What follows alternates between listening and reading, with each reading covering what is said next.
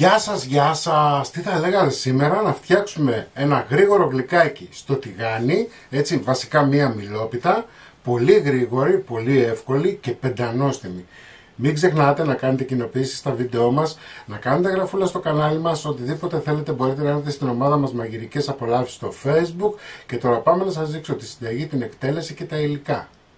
Σε ένα μπολ έχω βάλει λίγο νερό, εντάξει, θα βάλουμε λεμόνι. Θα στύψουμε μισό λεμόνι.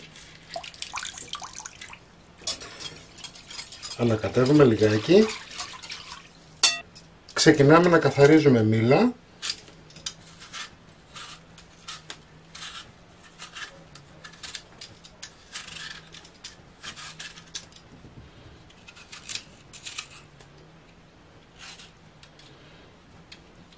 Τα κόβουμε σε φέτες.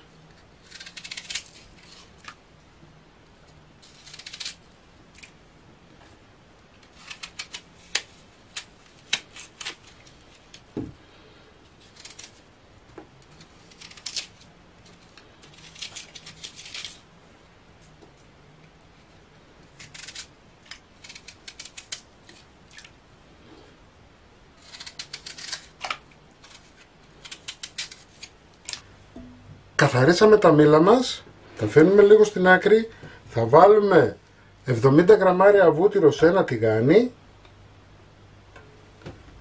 70 γραμμάρια ζάχαρη, γιατί θέλουμε να καραμελώσουν τα μήλα μας, και ανάβουμε τη φωτιά μας χαμηλά. Περιμένουμε να αρχίσει να λιώνει λίγο το βούτυρο.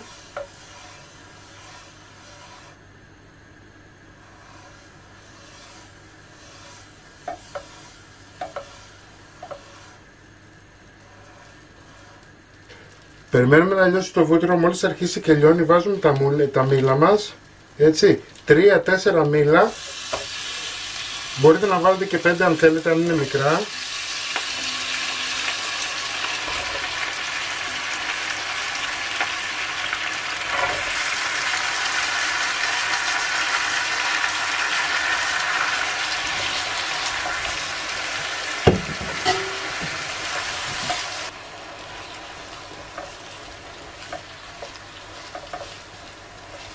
Πάμε να φτιάξουμε το κέικ μας. Σε ένα μπολ θα βάλουμε 3 αυγά,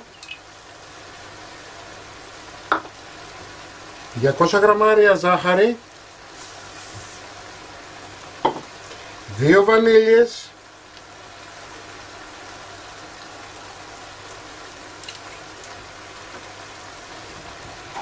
ανακατεύουμε.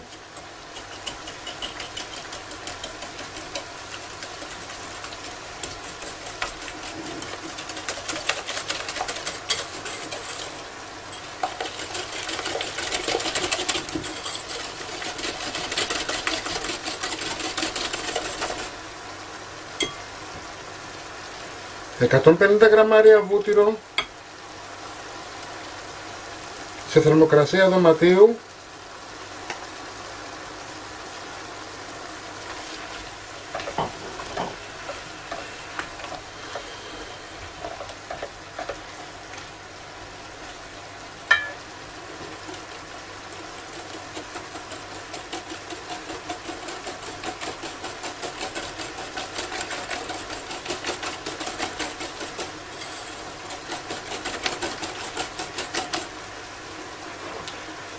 ...150 γραμμάρια γάλα,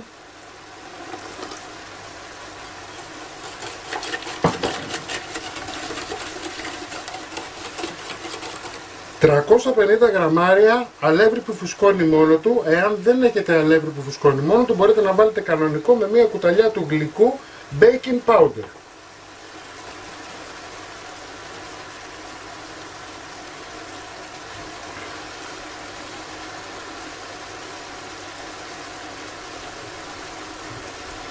Ανακατεύουμε λίγο και με τη σπάτουλά μας, καλά.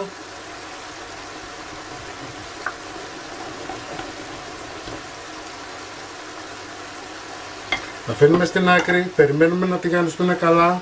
Μόλις αρχίσει και βγάζει λίγο αφρό, θα το δείτε, εντάξει, θα ρίξουμε κανέλα.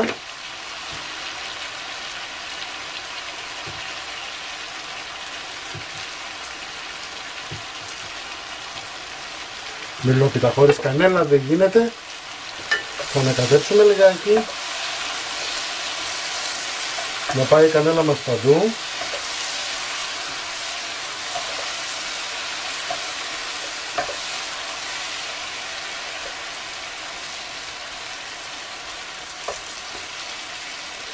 Θα μου βάλετε πάρα πολύ χαμηλά τη φωτιά τώρα που θα ρίξουμε το μείγμα, δηλαδή στο 2, στο 2,5. Δεν θέλουμε πολύ ψηλή φωτιά για να ψηθεί το κέικ μας. Εντάξει. Λοιπόν, είμαστε έτοιμοι. Πάμε να σας δείξω λίγο και τη φωτιά.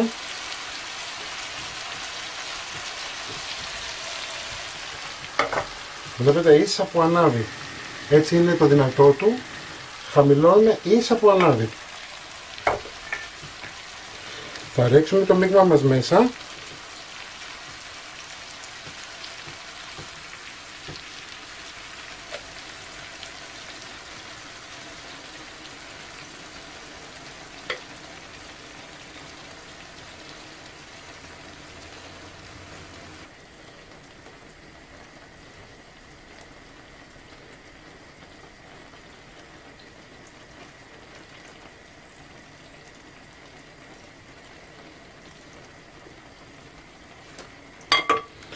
Θα σκεπάσουμε με το καπάκι και θα το αφήσουμε τώρα για 15 με 20 λεπτά να μπορέσει να ψηθεί το κέικ και να φουσκώσει. Είναι σημαντικό σε αυτή τη συνταγή να μην ανοίξετε το καπάκι, γιατί θέλουμε τους υδρατμούς που έχει δημιουργηθεί πάνω στο καπάκι να πέφτουν μέσα στη ζύμη ώστε να μην μας καεί. Ένα αυτό. Δεύτερο, εάν έχετε καπάκι το οποίο έχει τρύπα, θα πρέπει να βουλώσετε την τρύπα με ένα χαρτάκι. Βλέπετε, εγώ την έχω βουλώσει με ένα χαρτάκι.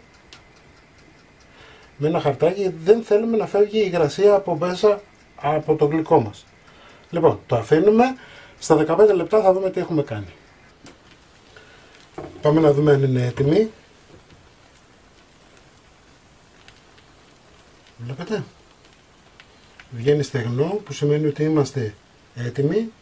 Την αφήνετε λιγάκι όπως είναι, να κρυώσει λίγο για να την μπορέσουμε να την γυρίσουμε ανάποδα και να την σερβίρουμε. Η πιτά μας είναι έτοιμη. Βλέπετε. Θα την αφήσετε να κρυώσει λιγάκι, θα την πασπαλίσετε με άχνη ζάχαρη, κανελίτσα και είμαστε έτοιμοι για να την σερβίρουμε. Μην ξεχνάτε να κάνετε κοινοποίησεις στα βίντεό μας, να κάνετε γραφούλα στο κανάλι μας. Οτιδήποτε χρειάζεστε μπορείτε να έρθετε στην ομάδα μας Μαγειρικές Απολαύσεις στο Facebook και όπως πάντα εμείς θα τα πούμε πάλι με ένα επόμενο βίντεο. Γεια και χαρά σας!